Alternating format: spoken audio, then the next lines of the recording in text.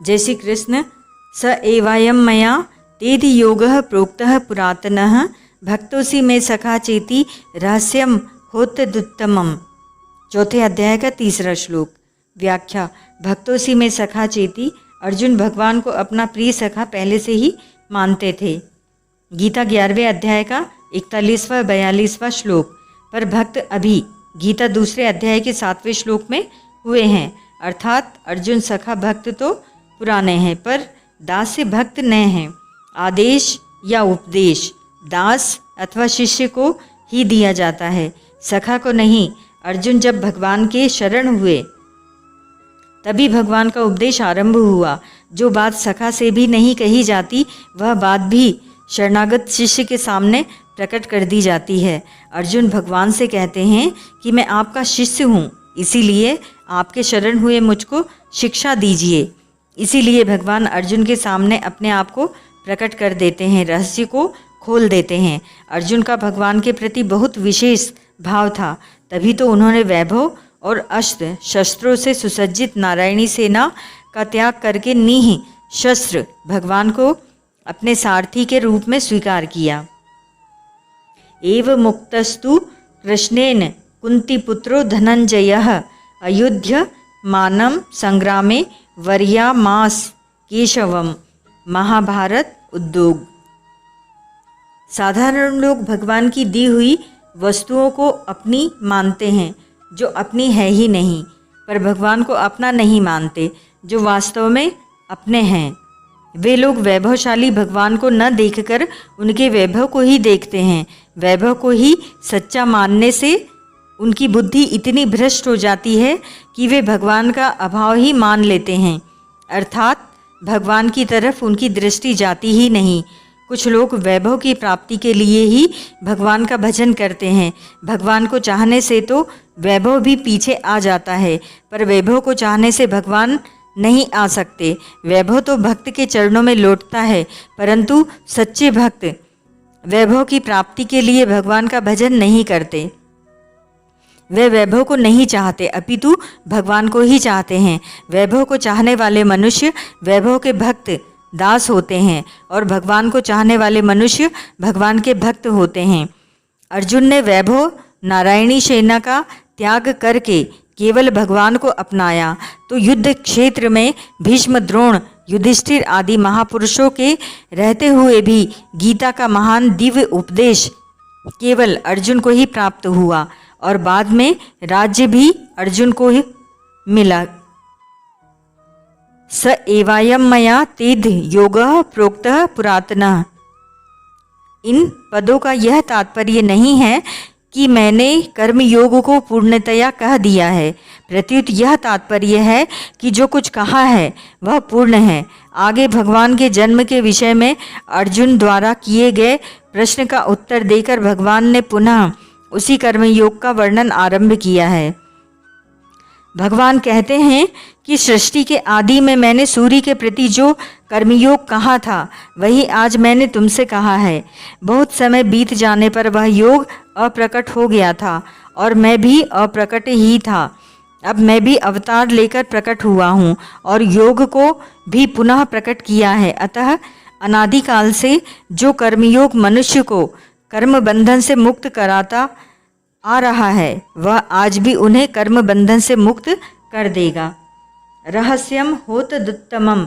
जिस प्रकार 18वें अध्याय के 66वें श्लोक में भगवान ने अर्जुन के सामने सर्वगुहतम बात प्रकट की कि तू मेरी शरण में आ जा, मैं तुझे संपूर्ण पापों से मुक्त कर दूंगा, उसी प्रकार यहाँ उत्तम रहस्य प्रकट करते हैं कि मैंने ही सृष्टि के आदि में सूर्य को उपदेश दिया था और वही मैं आज तुझे उपदेश दे रहा हूँ। भगवान अर्जुन से मानो यह कहते हैं कि तेरा सारथी बनकर तेरी आज्ञा का पालन करने वाला होकर भी मैं आज तुझे वही उपदेश दे रहा हूँ जो उपदेश मैंने सृष्टि के आदि में सूर्य को दिया था। मैं साक्षात वही हूँ और अभी अवतार लेकर गुप्त रीति से प्रकट हुआ हूँ। यह बहुत रहस्य की बात है। इस रहस्य को आज मैं तेरे सामने प्रकट कर रहा हूँ। क्योंकि तू मेरा भक्त और प्रिय सखा है। साधारण मनुष्य की तो बात ही क्या है, साधक की दृष्टि भी उपदेश की ओर अधिक एवं उपदेष्टा की ओर कम जाती है। इस प्रसंग को पढ़ने सुनने पर उपदिष्ट योग पर तो दृष्टि जाती है, पर उपदेष्टा भगवान श्री कृष्ण ही आदि नारायण है, इस पर प्रायः दृष्टि नहीं जाती। जो बात साधारणतः पकड़ में नहीं आती वह रहस्य की होती है। भगवान यहाँ रहस्यम पद से अपना परिचय देते हैं, जिसका तात्पर्य है कि साधक की दृष्टि सर्वथा भगवान की ओर ही रहनी चाहिए। अपने आप को आदि उपदेष्टा कहकर भगवान मानो अपने को मानव मात्र का गुरु प्रकट करते हैं। नाटक खेलते समय मनुष्य जनता के सामने अपने असली स्वरूप को प्रकट नहीं करता, पर किसी आत्मीय जन के सामने अपने को प्रकट भी कर देता है। ऐसे ही मनुष्य अवतार के समय भी भगवान अर्जुन के सामने अपना ईश्वर भाव प्रकट कर देते हैं।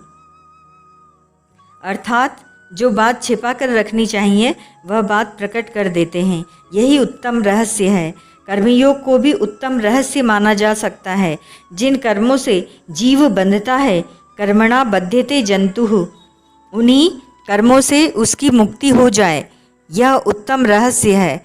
पदार्थों को अपना मानकर अपने लिए कर्म करने से बंधन होता है, और पदार्थों को अपना न मानकर दूसरों का मानकर केवल दूसरों के हित के लिए निस्वार्थ भावपूर्वक सेवा करने से मुक्ति होती है। अनुकूलता, प्रतिकूलता, धनवत्ता, निर्धनता, स्वस्थता, रुग्णता आदि कैसी ही परिस्थिति क्यों न हो, प्रत्येक परिस्थिति में इस कर्मयोग का पालन स्वतंत्रता पूर्वक हो सकता है। कर्मयोग में रहस्य की 3 बातें मुख्य हैं। पहली, मेरा कुछ नहीं है, कारण कि मेरा स्वरूप सत अविनाशी है और जो कुछ मिला है वह सब असत्य नाशवान है। फिर असत्य मेरा कैसे हो सकता है?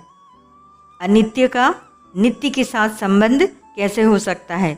दूसरा, मेरे लिए कुछ नहीं चाहिए, कारण कि स्वरूप सत्य में कभी अपूर्ति या कमी होती ही नहीं। फिर किस वस्तु की कामना की जाए? अनुत्पन्न अविनाशी तत्व के लिए उत्पन्न होने वाली नाशवान वस्तु कैसे काम में आ सकती है? तीसरा, अपने लिए कुछ नहीं करना है। इसमें पहला कारण यह है कि स्वयं चेतन परमात्मा का अंश है और कर्म जड़ है। स्वयं नित्य निरंतर रहता है, पर कर्म का तथा उसके फल का आदि और अंत होता है। इसीलिए अपने लिए कर्म करने से आदि अंत वाले कर्म और फल से अपना संबंध जुड़ता है। कर्म और फल का तो अंत हो जाता है, पर उनका संग भीतर रह जाता है, जो जन्म मरण का कारण होता है। कारणम गुण संगोस्य सद सद्धोनि जन्मसु, गीता 13:21। दूसरा कारण यह है कि करने का दायित्व उसी पर आता है जो कर सकता है, अर्थात जिसमें करने की योग्यता है, और जो कुछ पाना चाहता है निष्क्रिय, निर्विकार, अपरिवर्तनशील और पूर्ण होने के कारण चेतन स्वरूप शरीर के संबंध के बिना कुछ कर ही नहीं सकता। इसीलिए यह विधान मानना पड़ेगा कि स्वरूप को अपने लिए कुछ नहीं करना है। तीसरा कारण यह है कि स्वरूप सत है और पूर्ण है, अतः उसमें कभी कमी आती ही नहीं, आने की संभावना भी नहीं। न भावो विधते सतः, गीता 2:16। कमी न आने के कारण उसमें कुछ पाने की इच्छा भी नहीं होती। इससे स्वतः सिद्ध होता है कि स्वरूप पर करने का दायित्व नहीं है, अर्थात उसे अपने लिए कुछ नहीं करना है। कर्मयोग में कर्म तो संसार के लिए होते हैं और योग अपने लिए होता है, परंतु अपने लिए कर्म करने से योग का अनुभव नहीं होता। योग का अनुभव तभी होता जब कर्मों का प्रवाह पूरा का पूरा संसार की ओर ही हो जाए। कारण कि शरीर, इंद्रियां, मन, बुद्धि, पदार्थ, धन, संपत्ति आदि जो कुछ भी हमारे पास है वह सब का सब संसार से अभिन्न है, संसार का ही है और उन्हें संसार की सेवा में लगाना है। अतः पदार्थ और क्रिया रूप संसार से संबंध विच्छेद करने के लिए ही दूसरों के लिए कर्म करना है। यही कर्मयोग है। कर्मयोग सिद्ध होने पर करने का राग, पाने की लालसा, जीने की इच्छा, मरने का भय, ये सब मिट जाते हैं।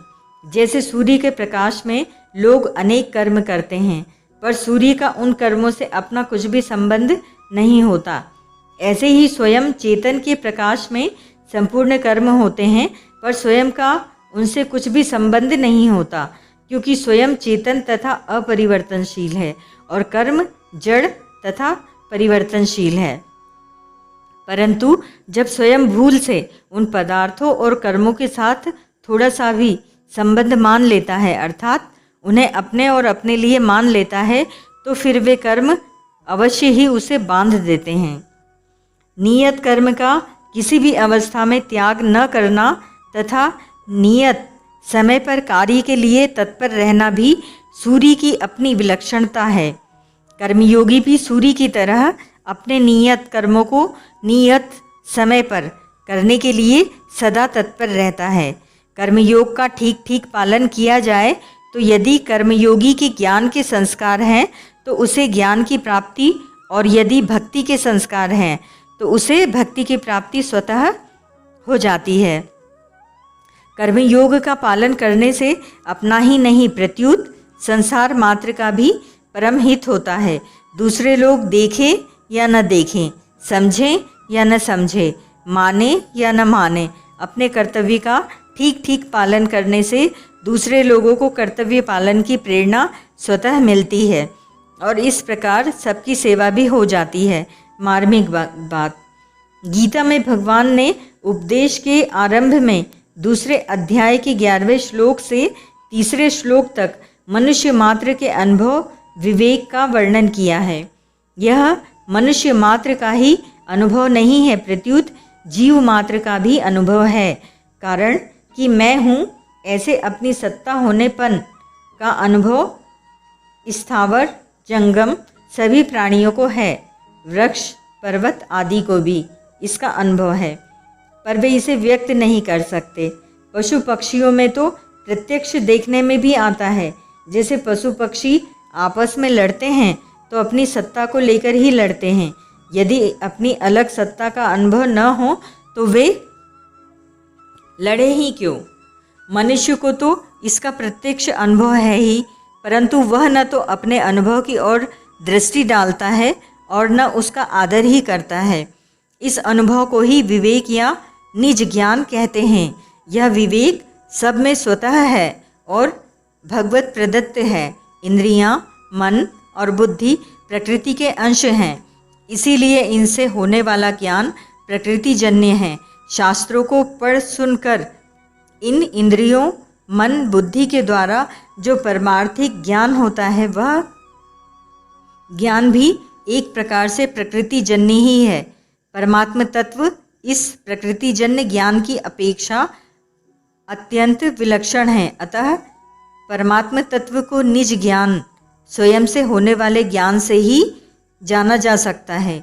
निज ज्ञान अर्थात विवेक को महत्व देने में से मैं कौन हूँ, मेरा क्या है, जड़ और चेतन क्या है, प्रकृति और परमात्मा क्या है, यह सब जानने की शक्ति आ जाती है। यही विवेक कर्मयोग में भी काम आता है। यह मार्मिक बात है। कर्मयोग में विवेक की तो 2 बातें मुख्य हैं।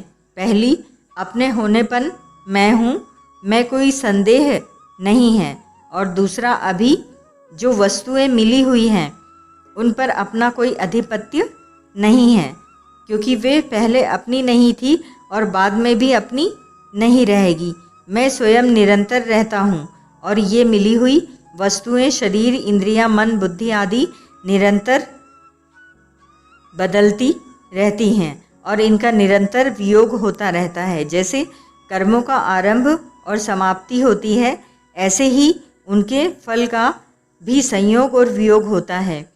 इसीलिए कर्मों और पदार्थों का संबंध संसार से है, स्वयं से नहीं। इस प्रकार विवेक जागृत होते ही कामना का नाश हो जाता है। कामना का नाश होने पर स्वतः सिद्ध निष्कामता प्रकट हो जाती है। अर्थात कर्मयोग पूर्णतः सिद्ध हो जाता है। कामना से विवेक ढक जाता है। गीता 3 अध्याय का 38वां 39वां श्लोक। स्वार्थ बुद्धि, भोग बुद्धि, संग्रह बुद्धि रखने से मनुष्य अपने कर्तव्य का ठीक ठीक निर्णय नहीं कर पाता। वह उलझनों को उलझने से ही अर्थात शरीर, इंद्रियां, मन, बुद्धि से ही सुलझाना चाहता है और इसीलिए वह वर्तमान परिस्थिति को बदलने का ही उद्योग करता है। परंतु परिस्थिति को बदलना अपने वश की बात नहीं है। इसीलिए उलझन सुलझने की अपेक्षा अधिकाधिक उलझती चली जाती है। विवेक जागृत होने पर जब स्वार्थ बुद्धि, भोग बुद्धि, संग्रह बुद्धि नहीं रहती, तब अपना कर्तव्य स्पष्ट दिखने लग जाता है और सभी प्रकार की उलझनें स्वतः सुलझ जाती हैं। बाहरी परिस्थिति कर्मों के अनुसार ही बनती है, अर्थात वह कर्मों का ही फल है। धनवत्ता, निर्धनता, निंदा, स्तुति, आदर, निरादर, यश, अपयश, लाभ, हानि, जन्म, मरण, स्वस्थता, रुग्णता आदि सभी परिस्थितियां कर्मों के अधीन हैं।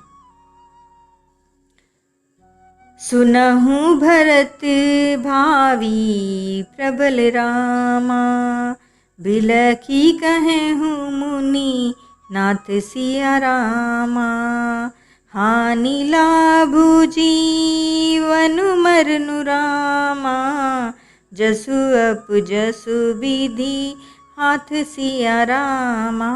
मानस। शुभ और अशुभ कर्मों के फल स्वरूप में अनुकूल और प्रतिकूल परिस्थिति सामने आती रहती है, परंतु उस परिस्थिति से संबंध जोड़कर उसे अपनी मानकर सुखी दुखी होना मूर्खता है। तात्पर्य यह है कि अनुकूल और प्रतिकूल परिस्थिति का आना तो कर्मों का फल है और उससे सुखी दुखी होना अपनी अज्ञता मूर्खता का फल है। कर्मों का फल मिटाना तो हाथ की बात नहीं है, पर मूर्खता मिटाना बिल्कुल हाथ की बात है। जिसे मिटा सकते हैं उस मूर्खता को तो मिटाते नहीं, और जिसे बदल सकते नहीं उस परिस्थिति को बदलने का उद्योग करते हैं। यह महान भूल है। इसीलिए अपने विवेक को महत्व देकर मूर्खता को मिटा देना चाहिए और अनुकूल प्रतिकूल परिस्थितियों का सदुपयोग करते हुए उनसे ऊंचे उठ जाना अर्थात असंग हो जाना चाहिए। जो किसी भी परिस्थिति से संबंध न जोड़कर उसका सदुपयोग करता है अर्थात अनुकूल परिस्थिति में दूसरों की सेवा करता है तथा प्रतिकूल परिस्थिति में दुखी नहीं होता अर्थात सुख की इच्छा नहीं करता, वह संसार बंधन से सुगमतापूर्वक मुक्त हो जाता है। जिसे मनुष्य नहीं चाहता वह प्रतिकूल परिस्थिति पहले किए अशुभ पाप कर्मों का फल होती है। अतः पाप कर्म तो करने ही नहीं चाहिए। किसी को कष्ट पहुँचे ऐसा काम तो स्वप्न में भी नहीं करना चाहिए, परंतु वर्तमान में नए पाप कर्म न करने पर भी पुराने पाप कर्मों के फलस्वरूप जब प्रतिकूल परिस्थिति आ जाती है तब अंतःकरण में चिंता, शोक, भय आदि भी आ जाते हैं। इसका कारण यह है कि हमने चिंता, शोक को अधिक परिचित बना लिया है। जैसे बिक्री की हुई गाय पुराने स्थान से परिचित होने के कारण बार बार वहीं आ जाती है, परंतु उसे बार बार नए स्थान पर पहुंचा दिया जाए तो फिर वह पुराने स्थान पर आना छोड़ देगी। ऐसे ही आज और अभी यह दृढ़ विचार कर लें कि आने जाने वाली परिस्थिति से संबंध जोड़कर चिंता, शोक करना गलती है। यह गलती अब हम नहीं करेंगे तो फिर ये चिंता, शोक आना छोड़ देंगे। विवेक की पूर्ण जागृति न होने पर भी कर्मयोगी में एक निश्चयात्मिका बुद्धि रहती है कि जो अपना नहीं है उससे संबंध विच्छेद करना है और सांसारिक सुखों को न भोग कर केवल सेवा करनी है। इन निश्चयात्मिका बुद्धि के कारण उसके अंतःकरण में सांसारिक सुखों का महत्व नहीं रहता। फिर भोगों में सुख है ऐसे भ्रम में उसे कोई डाल नहीं सकता। अतः इस एक निश्चय को अटल रखने से ही उसका कल्याण हो जाता है। सत्संग स्वाध्याय से ऐसी निश्चयात्मिका बुद्धि को बल मिलता है। अतः हरेक साधक को कम से कम ऐसा कल्याणकारी निश्चय अवश्य ही बना लेना चाहिए। ऐसा निश्चय बनाने में सब स्वाधीन है, कोई पराधीन नहीं है। इसमें किसी की किंचित भी सहायता की आवश्यकता नहीं है, क्योंकि इसमें स्वयं बलवान है। ओम तत्सत।